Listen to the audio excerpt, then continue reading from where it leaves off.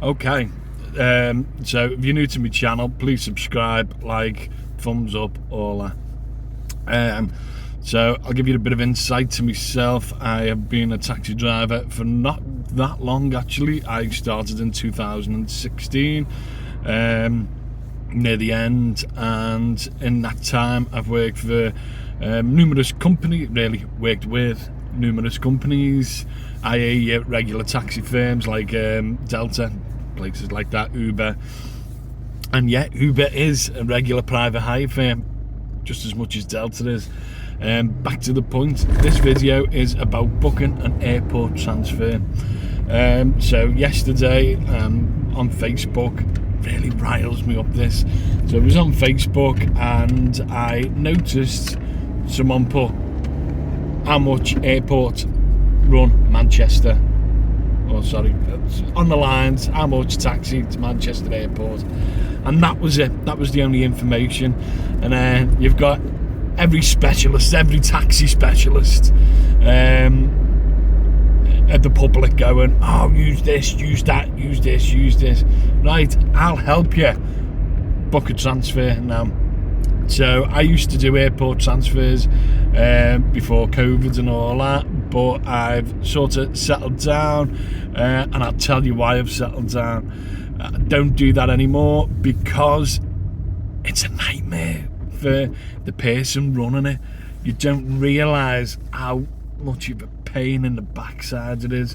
So I'd go on holiday, I'd have my phone with me all the time, I'd be getting messages off drivers, I can't do that run tomorrow, could be stupid o'clock in the morning, so you'd be like getting another driver to fill it in. And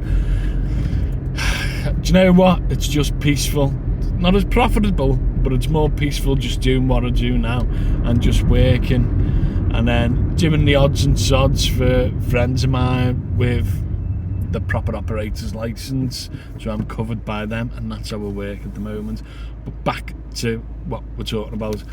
So if you want to put an advert on Facebook, it's a good idea, it really is. Now what you need to do is tell them how many people there are for a start. Why would you put how much for an airport transfer? There could be 3 of you, there could be 30 of you. This is what the transfer company needs to know. So, and also what dates you're going, because that has an impact, because it could be the summer holidays where taxi drivers are absolutely chock-a-block with other work. What else have I missed?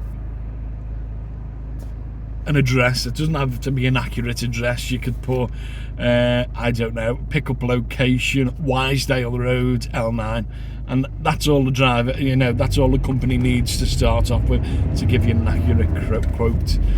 It's not rocket science. Look at it, it's going to save you time in the long run. Okay, so why would I use an airport transfer service instead of a regular private hire service, i.e. Delta? So when you book it with Delta, that goes in their system about 15 minutes before your pickup time. That job goes live to the nearest driver. Doesn't necessarily mean your driver's 15 minutes away. It just means that's when the job goes live. There could be no drivers anywhere near you. It could be chock-a-block with other passengers. So your taxi may not be on time. It could be late. It could be a couple of minutes late. It could be up to 45 minutes late. Who knows? This is the whole thing why you go through an airport transfer service. A lot of them are specialists in what they do. I used to work for massive firms because I was trustworthy to be there on time, which is not always the case. You can never say we're always on time every time. There was occasions where I may have been late, but if it was me, for instance, I used to get the other drivers to do this. I'd make sure they contacted the customer, explain the situation and how long they'll be, and I never had a driver saying I'll be 5 minutes if they're going to be 10 minutes. I'd say you can see on the map how long you're going to be. Tell them how long you are going to be. Don't lie to them, because they're there at the door waiting. Nothing ever goes to plan. It doesn't. It's a real hard one. It really is. And another thing is, if the drivers are doing multiple jobs in a day to the airport, if they've got a flight delay, to get back to the dispatch, i.e. me, tell them this flight's delayed, and then I can organise another driver to come and get them. That's why you use an airport transfer service. It's not rocket science. It's really not. Before I was a taxi driver, I used to use a particular firm in Liverpool, and they never let me down. And you know, like I said, it's always that thing where they could be a bit late. And remember this, with an airport transfer service as well, it's different, because especially on your journey home, do you know what? This light is blinding me. Wow! So on your journey home, once again, nothing goes to plan. Who says you're going to be on time? Your flight might be delayed. For instance, last flight when I went on, it was delayed 24 hours. And lucky enough, my driver was there the next day. He gave me a text. He said, I've noticed your flight's been cancelled. Keep me updated. And I said, yeah, we're getting put in a hotel, mate, but we're going to be there tomorrow at that time. So flight number's the same, and good to his word, he was there, and there was no extra charge, because that's what they do.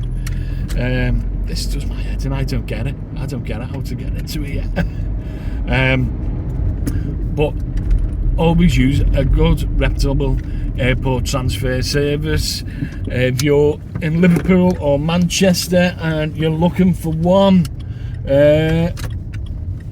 comment on the bottom. I know a lot of drivers, I know a lot of companies, I know companies of trust in them areas that can get you from, you know, airport to house or vice versa.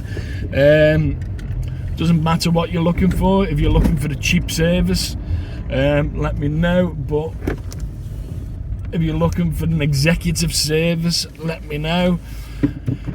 That's how it works. So there is different types of services what you can use. So you can use, you know, yeah, let's say more economy service. The clue's in the name. I'm not saying it's a bad service. I'm just saying you're not getting picked up in your Mercedes E-classes or V-classes. You'll be getting picked up in your Ford Mondeo Estates and your Ford Transit minibuses, which I never said is a bad thing. I used to have both of them. And at the end of the day, a majority of people are just trying to get to the airport safe, quick. So they can't do much that, you know, your executive service can't do. I'll give you some tips for you to help your driver to help you.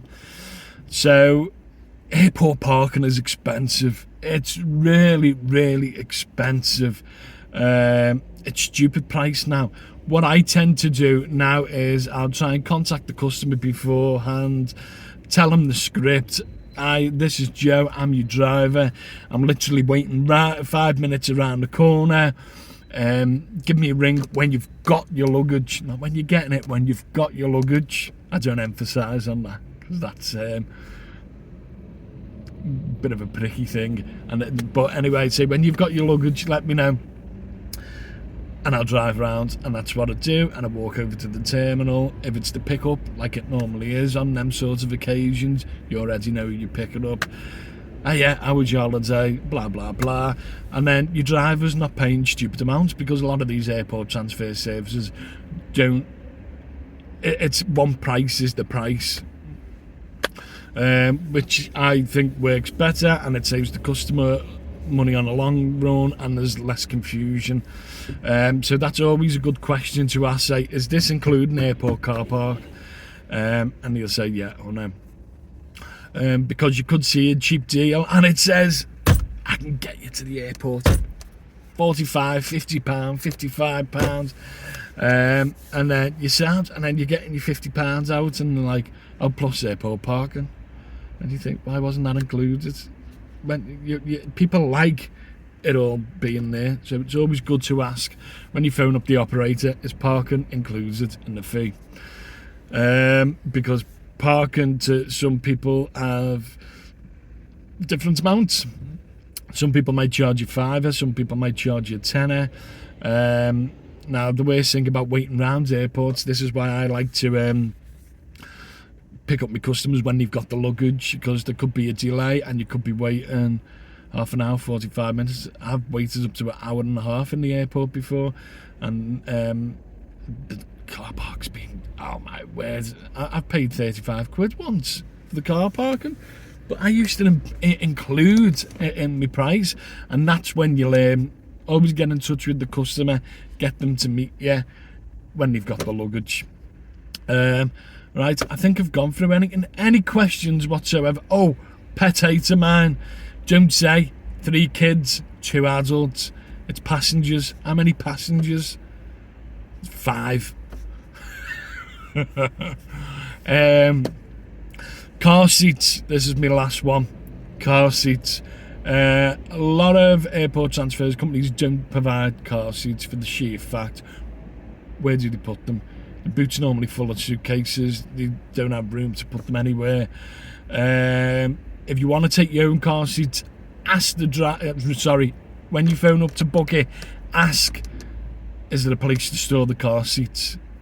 It's always a good one to ask, because don't expect them to be able to take them. For instance, my drivers would come and drop car seats off at my house.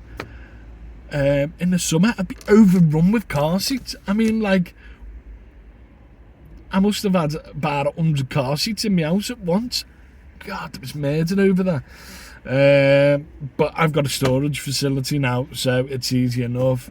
Nice, dry, warm storage facility, shelves. Put them in a big bag, tie them up, and I just put a label on it to know whose it is and when it is, and I try and put them in date order, so it's quite easy. And I used to put notes on it as well on the application I used to use, so it said this includes 2 car seats or 1 car seat.